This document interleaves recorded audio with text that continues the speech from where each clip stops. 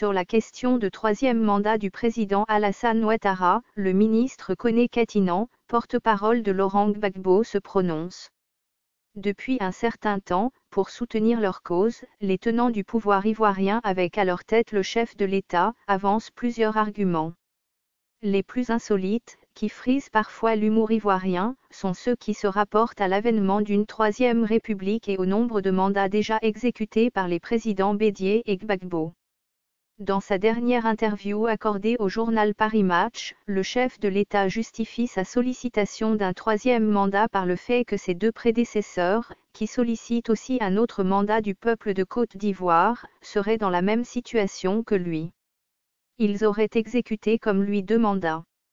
Par conséquent, tout comme lui, leur sollicitation d'un autre mandat n'est rendue possible que par l'avènement d'une troisième république le 8 novembre 2016 qui aurait eu pour effet, entre autres, d'avoir annulé leur précédent mandat. Il n'y a rien de plus faux qu'une telle assertion. En effet, la notion de mandat s'écarte de l'acceptation qu'en font le chef de l'État ivoirien et ses préposés, et leur notion même de troisième république ressemble plus à un abus de langage qu'à une réalité socio-juridique si l'on se réfère aux expériences précédentes de la Côte d'Ivoire et d'ailleurs, la troisième république, une sémantique excessive. En matière de changement de république, le référent historique dans les grandes démocraties reste la France. De telles notions n'existent ni en Angleterre dont l'État est de forme monarchique, ni aux États-Unis qui ignorent totalement cette pratique. Il reste cependant que la comparaison entre la pluralité des républiques dans la vie politique française en France et l'unicité de républiques dans le parcours de la vie politique américaine reste intéressante pour mieux comprendre la situation ivoirienne. Pluralité des républiques dans l'histoire politique française et unicité de la République dans l'histoire américaine. La France vit aujourd'hui sous la Ve République depuis la Révolution de 1789 qui a mis fin en 1792 à la royauté. La Première République vécut du 22 septembre 1792 au 8 mai 1799, la Deuxième du 24 février 1848 au 2 décembre 1852, la Troisième du 4 septembre 1870 au 10 juillet 1940, la Quatrième du 13 octobre 1946 au 28 septembre 1958, et la dernière, qui court toujours, a commencé le 4 octobre 1958. Cette multiplicité des républiques en France s'explique par les vicissitudes de l'histoire politique de ce pays.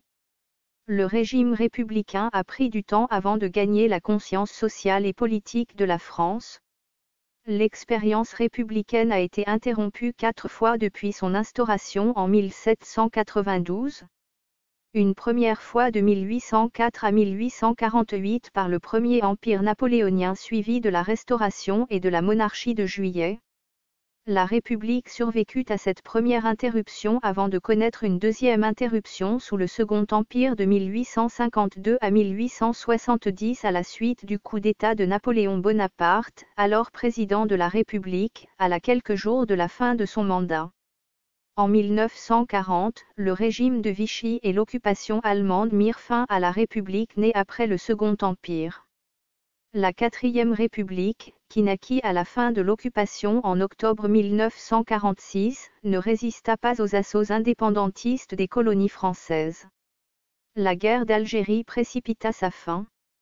De Gaulle, appelé à la rescousse pour sauver la République française, qui menaçait de s'effondrer, se tailla sur mesure la Cinquième République qui vit le jour le 4 octobre 1958. Comme on peut le constater, les différentes républiques correspondent à des périodes de fortes crises socio-politiques qui ont remis, à chaque fois, en cause les piliers qui fondent le contrat social en France.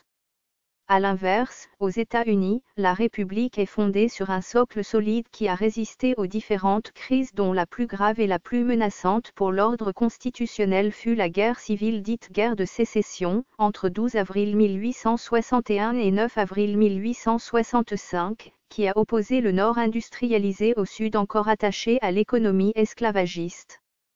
En fait, la Constitution américaine, entrée en vigueur le 4 mars 1789, n'a jamais été abolie.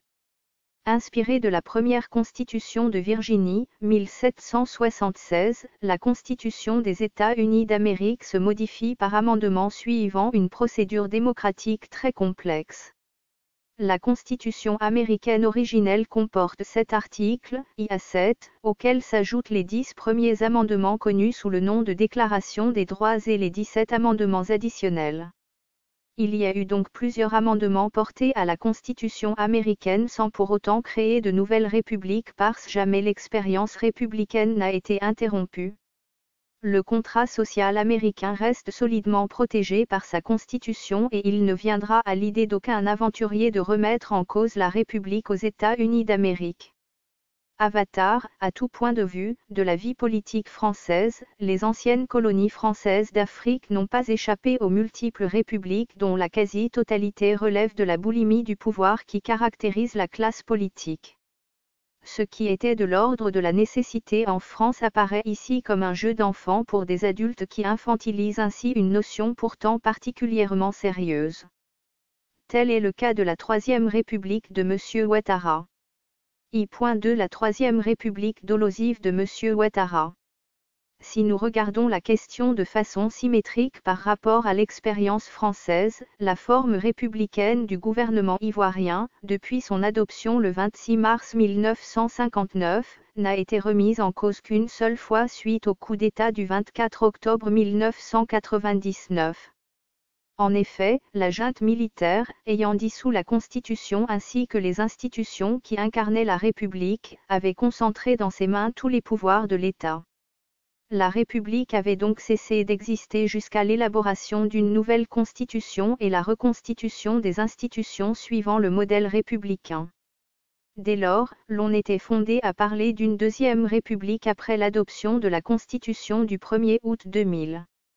En 2002, le coup d'État ayant échoué, la République a survécu et tous les aménagements opérés au niveau de l'État pour satisfaire les desiderata des rebelles, adossés aux accords de Marcoussis, l'ont été dans le cadre républicain. C'est d'ailleurs là l'un des grands mérites du président Laurent Gbagbo d'avoir su sauvegarder la forme républicaine du gouvernement, même fusil sous la tempe.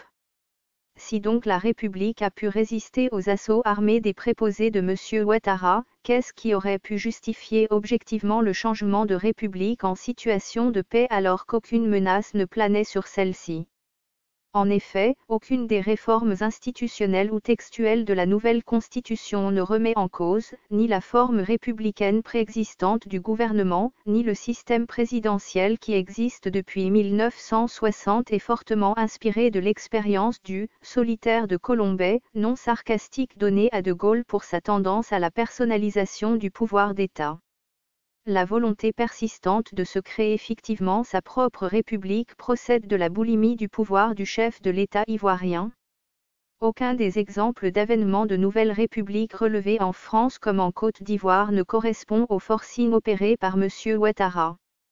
Il agit en l'espèce comme tous les despotes africains qui, pour contourner la limitation des mandats acquis au prix d'âpres luttes des peuples, ont recours à cette pratique honteuse. Ces despotes se reconstituent une virginité juste par le rajout ou le retrait de quelques articles de la Constitution. Il s'agit tout simplement d'un dol. Or, chaque dol, par sa nature, repose toujours sur la mauvaise foi de son auteur. La mauvaise foi a un trait distinctif constant. Elle résiste à la raison et se défend avec tout et n'importe quoi. Il en est ainsi, dans l'espèce, de l'argument spécieux des supposés 2 mandats de Bédier et de Gbagbo. Les présidents Bédier et Gbagbo n'ont jamais bénéficié de 2 mandats. Le dictionnaire Larousse donne à la notion de « mandat » plusieurs définitions qui renvoient toutes à une seule et même acceptation de cette notion. Pour les besoins de la présente réflexion, nous en retenons les 3 premières. Contrat par lequel une personne, appelée mandant, donne à une autre, appelée mandataire, pouvoir de la représenter dans l'accomplissement d'un acte juridique. Fonction, charge confiée à quelqu'un de faire telle ou telle chose au nom de quelqu'un, d'un groupe, remplir son mandat. Mission que les citoyens confient à certains d'entre eux par voie élective d'exercer en leur nom le pouvoir politique, durée de cette mission. Le mandat peut être impératif ou représentatif. ces différents types de mandats renvoient à l'acceptation générale que le Code civil donne à la notion de mandat.